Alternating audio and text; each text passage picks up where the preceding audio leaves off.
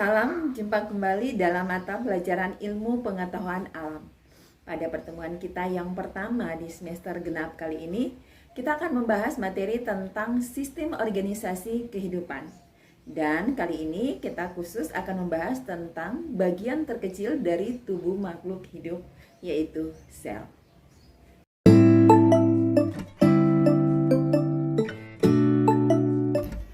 Anak-anakku sekalian, perlu kalian ketahui bahwa urutan organisasi kehidupan dimulai dari molekul, kemudian sel, jaringan, organ, sistem organ, organisme, populasi, kemudian komunitas, ekosistem, bioma, dan biosfer. Molekul akan membentuk sel, di mana sel-sel yang sama akan membentuk jaringan. Kemudian jaringan-jaringan yang sama akan membentuk organ, dan organ-organ akan membentuk sistem organ. Kemudian sistem organ akan membentuk organisme. Nah, organisme akan menyusun populasi, dan berbagai populasi akan membentuk komunitas. Kemudian berbagai komunitas akan membentuk ekosistem, dan berbagai ekosistem akan membentuk bioma, dan berbagai bioma akan membentuk biosfer. Dari skema ini, kita ketahui bahwa setiap organisme tersusun dari berbagai sistem organ, di mana sistem organ tersusun dari berbagai organ, dan organ juga tersusun dari berbagai jaringan, serta jaringan tersusun dari berbagai sel. Tubuh makhluk hidup seperti manusia, hewan, dan tumbuhan tersusun atas sel. Dan sel merupakan bagian terkecil dari tubuh makhluk hidup atau organisme. Sel berasal dari bahasa Latin cellulae, yang berarti bilik kecil. Istilah ini diberikan oleh Robert Hooke. Nah, anak-anakku sekalian, sebagian besar sel berdiameter antara 1 sampai 100 mikrometer. Dan karena ukuran sel ini sangat kecil, maka kita tidak dapat mengamati secara langsung, tetapi harus menggunakan mikroskop. Anak-anakku sekalian, perlu kalian ketahui bahwa setiap organisme tersusun atas salah satu dari dua jenis sel yang secara struktural berbeda. Nah, kedua jenis sel tersebut adalah sel prokariotik dan sel eukariotik. Pada sistem 5 kingdom, hanya kingdom Monera, di mana bakteri dan ganggang biru yang memiliki sel prokariotik. Selanjutnya, kingdom Protista, jamur, tumbuhan, dan hewan semuanya terdiri atas sel eukariotik. Sel prokariotik berasal dari bahasa Yunani, yaitu prokaryote. Pro berarti sebelum, dan karyote yang berarti nukleus. Nah, sel prokariotik memiliki nukleus atau inti sel, tetapi inti sel tersebut tidak diselubungi oleh membran inti. Sedangkan sel eukariotik dalam bahasa Yunani eu berarti sejati atau sebenarnya, merupakan sel yang memiliki inti sel dan inti sel tersebut dibungkus oleh membran inti.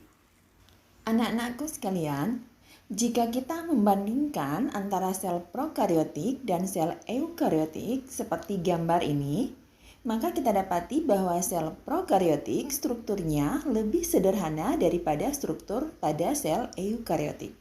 Itu karena sel prokariotik tidak mempunyai organel yang terbungkus membran seperti pada sel eukariotik. Kita ketahui bahwa sel adalah unit struktural dan fungsional terkecil yang menyusun tubuh makhluk hidup. Nah, meskipun sel adalah unit dengan ukuran terkecil, tetapi sel terdiri dari bagian-bagian yang mendukung fungsinya, di mana sel tersusun atas 3 bagian utama, yaitu membran sel, kedua inti sel, dan ketiga sitoplasma. Membran sel adalah bagian terluar dari sel yang berfungsi sebagai jalan untuk pertukaran zat di dalam sel. Sedangkan inti sel atau nukleus adalah bagian yang berfungsi untuk mengatur seluruh kegiatan sel. Dan sitoplasma berupa cairan sel yang terbungkus oleh membran sel. Nah, di dalam sitoplasma terdapat organel sel yang meliputi ribosom, mitokondria, badan Golgi, retikulum endoplasma, lisosom, sentriol, plastida, mikrotubulus, dan vakuola. Selanjutnya kita akan membahas sedikit tentang bagian-bagian dari sel. Yang pertama, membran sel. Nah, membran sel merupakan batas antara bagian luar dan bagian dalam sebuah sel. Membran sel berfungsi untuk pembatas antara isi sel dengan bagian luar sel. Kemudian sebagai pelindung sel, tempat pertukaran zat, penerima rangsang, dan tempat berlangsungnya reaksi-reaksi kimia. Pada sel hewan, bagian terluarnya adalah membran sel. Sedangkan pada sel tumbuhan, bagian terluarnya adalah dinding sel. Bagian selanjutnya daripada sel adalah sitoplasma. Nah, anak-anakku sekalian, pada sel terdapat cairan yang mengisi ruang antara membran sel dan inti sel. Dan ruangan itulah yang dinamakan dengan sitoplasma. Fungsi dari sitoplasma adalah untuk tempat organel sel. Kemudian melindungi organel dari benturan, sebagai pelarut protein dan senyawa lain dalam sel, dan perantara transfer bahan atau zat dari luar sel ke organel atau inti sel. Bagian sel yang berikutnya adalah inti sel atau nukleus. Nah, inti sel umumnya terletak di tengah-tengah sel.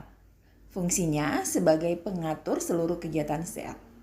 Nah, inti sel berbentuk bulat dan di dalamnya terdapat kromosom. Kromosom ini merupakan benang-benang pembawa sifat keturunan. Pada slide ini kita dapat perhatikan letak dari inti sel pada sel prokariotik dan sel eukariotik. Bagian sel yang berikut adalah mitokondria. Nah, mitokondria berfungsi sebagai tempat terjadinya respirasi sel, yakni untuk menghasilkan energi. Membran bagian dalam pada mitokondria berlipat-lipat. Ini disebut dengan krista. Ini berfungsi untuk memperluas permukaan sehingga proses pengikatan oksigen saat respirasi sel berlangsung efektif. Bagian yang berikut dari sel adalah retikulum endoplasma. Nah, retikulum endoplasma merupakan penghubung antara membran inti dengan membran sel. Dan retikulum endoplasma berfungsi untuk menyusun dan menyalurkan zat-zat ke bagian-bagian sel. Retikulum endoplasma terdiri atas retikulum endoplasma halus dan retikulum endoplasma kasar. Nah, untuk membedakan antara retikulum endoplasma halus dan retikulum endoplasma kasar dapat kita lihat pada slide ini, di mana retikulum endoplasma kasar ditempeli oleh ribosom, sedangkan pada retikulum endoplasma halus tidak ditempeli oleh ribosom. Bagian sel yang berikut adalah ribosom. Nah, ribosom ada yang menempel pada retikulum endoplasma, namun ada juga yang bebas pada sitoplasma. Nah, ribosom itu sendiri berfungsi sebagai tempat untuk membuat protein. Bagian sel yang berikut adalah lisosom. Nah, anak-anakku, lisosom berfungsi untuk mencerna bagian sel yang rusak atau zat-zat asing yang masuk dalam sel. Lisosom berisi enzim pencernaan. Dan lisosom mempunyai peran dalam pencernaan sel, penghancuran organel sel yang telah rusak, dan penghancuran diri sel dengan cara melepaskan enzim. Bagian sel yang berikut adalah badan Golgi. Nah, anak-anakku, badan Golgi berfungsi dalam proses sekresi lendir, glikoprotein, karbohidrat, lemak, enzim, serta dapat membentuk lisosom. Nah, pada tumbuhan, badan Golgi lebih dikenal dengan diktiosom. Selanjutnya adalah vakuola. Nah, anak-anakku, vakuola terdapat pada sel tumbuhan dan hewan. Namun, vakuola sel tumbuhan lebih besar daripada vakuola sel hewan.